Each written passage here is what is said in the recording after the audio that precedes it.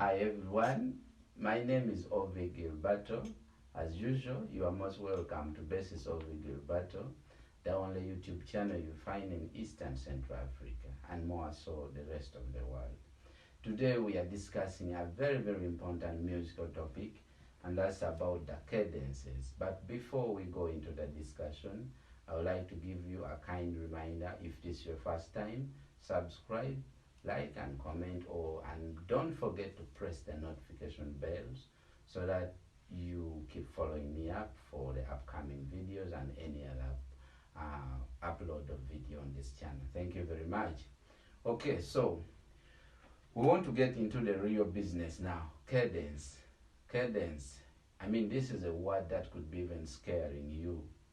Like my first time to hear it, I'm like, what's that? Is it a cake to eat? Sound like something. Maybe it's I don't know. But cadence is really a very strong musical word that you really need to know. If you're a bass player, don't say my work is just to play bass and go away. Whatever you're playing is in form of a cadence. Okay, so cadence to me is the final resting place of any musical phrase. It's not easy to understand it that way. So imagine you're playing a progression like, let's say, let me pick the key of E, okay? So you play E, 1, 6, 2, 5, okay?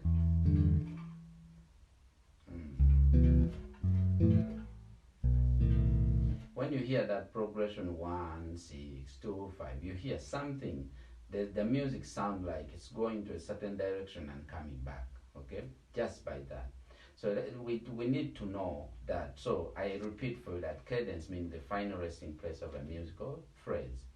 And so let's look at the types of cadence. Today we are going to discuss about 4 types, the main types of cadence that is mostly commonly played over songs and progressions. And the type number 1 is what we call the perfect cadence, and some people call it authentic cadence. Authentic cadence normally happens between 2 chords. It could be a movement, a long time movement, then it happens between 2 chords, and that's between chord 5 and chord 1. So for example, I gave you that progression 1. I'm playing it as a minor 1. I think I played something funny. I played it as a minor, but let's play it as a major. 1, 6, 2, then 5. Going back to 1. You can hear.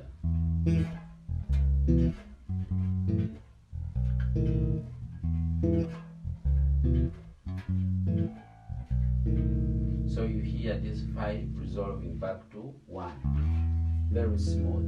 It's really so perfect. So 5 resolving to 1 in any case of playing music, that we call it perfect cadence, and it's a very common thing.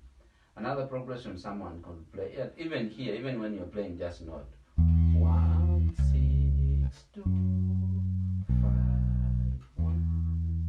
You hear that very strong. Another option you can feel is that maybe you play chord 1, then chord 4, then 6, then 5, back to 1. So that's 1 to 4, then chord 6, then 5, resolving back to 1. That's also, we see perfect cadence there. 5 going back to 1. So the music can move whatever direction, but in any case you find 5 resolving to 1. That is a very good perfect cadence. Some people use it in gospel music, whereby they play 1, 1, then 4, then 6, then they play this kind of second inversion chord like root 1 stroke 5, then to 5, back to 1. So that's also still perfect. moving from either a G sus4, a B sus4, then to B, back to 1. That's really perfect cadence. And that's all about that. Let's talk at number 2 is what called a plagal cadence. Plagal cadence is one of the most common cadence, and for church music they call it amen cadence. The amen cadence. It happens between chord 4 and chord 1. Chord 4 and chord 1. Okay? And for example, you have heard people play a song, any song, any hymn. So let's say I'm using still the key of E. Then it goes to 4.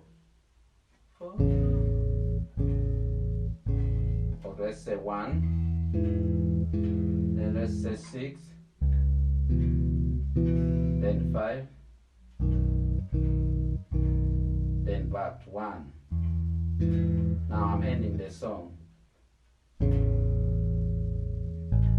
Back to 1. So you hear people sing the song. I think it's when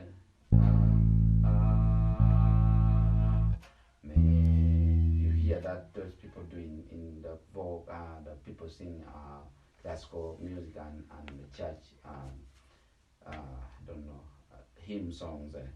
Amen.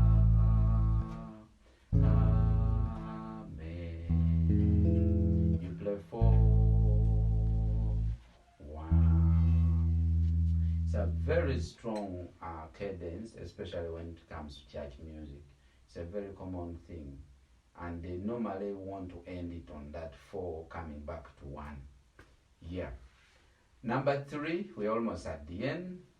Number 3, we want to talk about the imperfect cadence. Some people call it half cadence.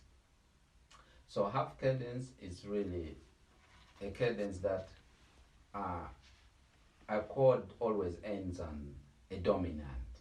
We have seen chords ending on like 4 to 1 or 5 to 1, but this time now it ends on a dominant chord.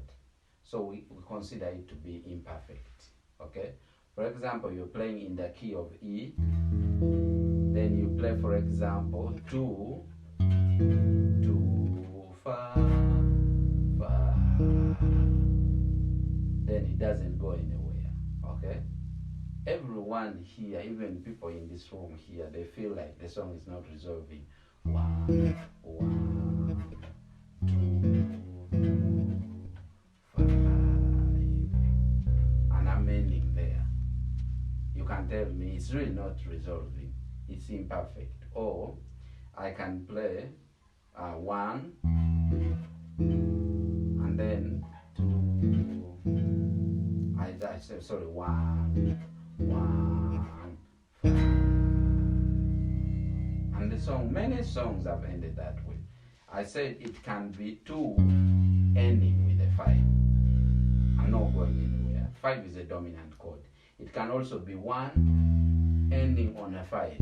Do, so, nothing else is happening. It's also imperfect. It can also be 6, let's say 4, yeah, 4, 4, 5.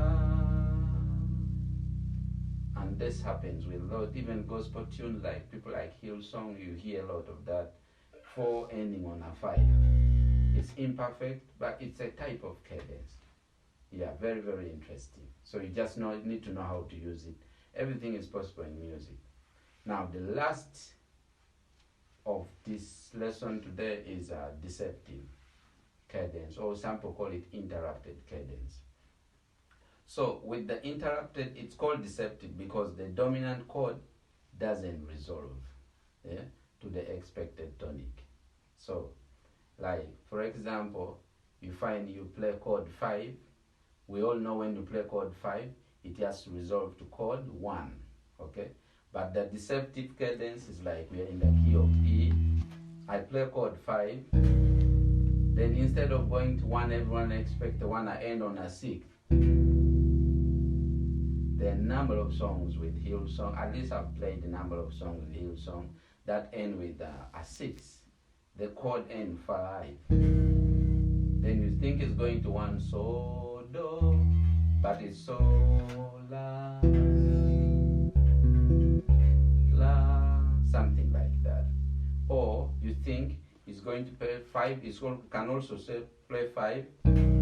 So then maybe play something like flat 6. So 5 to flat 5.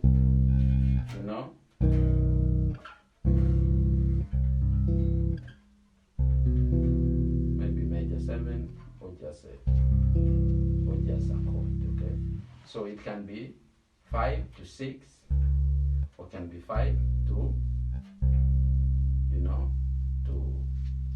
to flat 6. So it's deceptive. It's not really and very, very, very clear, and so that's something that can really cause a mind blowing. Some people are fixated in music. They feel like if you don't play, go back to chord 1, that song is wrong. No, people are using the cadences. I've shown you there are 4 cadences. Some song will go back to 1, some song will not go back to 1. Some song will end on a 6, some song will end on a 2, on a flat 6. It could end on a flat 7. All those are possibilities. So just know everything well and good. So thank you for watching. I hope this lesson is so much helpful to you, and you can analyze different musical genres and what you hear inside. Thank you for passing by and finding time. Have fun, and please don't forget to follow me and press the notification bells. Thank you so much. Bye bye.